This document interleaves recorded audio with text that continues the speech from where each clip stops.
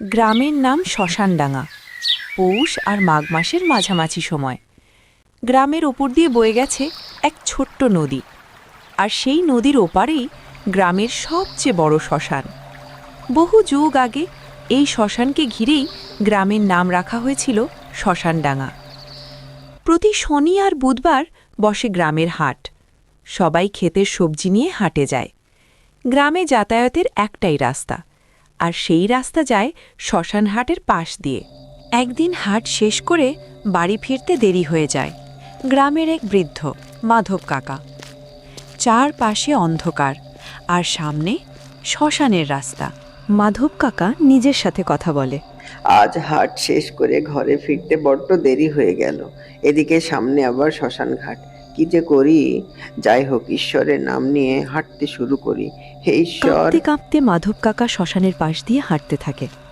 মাধব কাকা ভয়ে কাঁপা কণ্ঠে, হে ঈশ্বর, এ কি দেখছি আমি?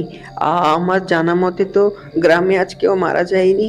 তাহলে শ্মশানের মাঝে চিতার উপরে এমন অদ্ভুত রকমের আগুন জ্বলার কারণ কি? কাঁপতে কাঁপতে মাধব কাকা শ্মশানের পাশ দিয়ে হাঁটতে থাকে। ওই দিকে যাস না, আগুনটা একটু নিভিয়ে দে, আমি যে আর সহ্য করতে পারছি না। কে কথা বলছে? আর আমি বা আগুন কেন নিভাতে যাব? ভয় পাস না, আমি তোকে কোনো ক্ষতি করব না। চিতার সামনে গাছের নিচে বসে কাঁদছে একটি আত্মা। সাহস করে মাধব কাকা সামনে এগোয়। দেখে চিতার সামনে বসে আছে এক অতৃপ্ত আত্মা। সন্ধ্যা হলে এখান থেকে কয়েক বছর আগে আমার মৃত্যু হয়। দেহের শেষ কাজ সম্পন্ন করার জন্য আমার বাড়ির লোক আমাকে এই শ্মশান ঘাটে নিয়ে আসে। এখানে এসে আমার মুখে আগুন দেওয়ার কিছুক্ষণ পর শুরু হয় সেই ভয়ানক কালবৈশাখী ঝড়। সবকিছু লণ্ডভণ্ড করে দিয়ে এখান থেকে সবাই আমার দেহের কাজ অসম্পন্ন রেখে আমাকে ফেলে চলে যায়।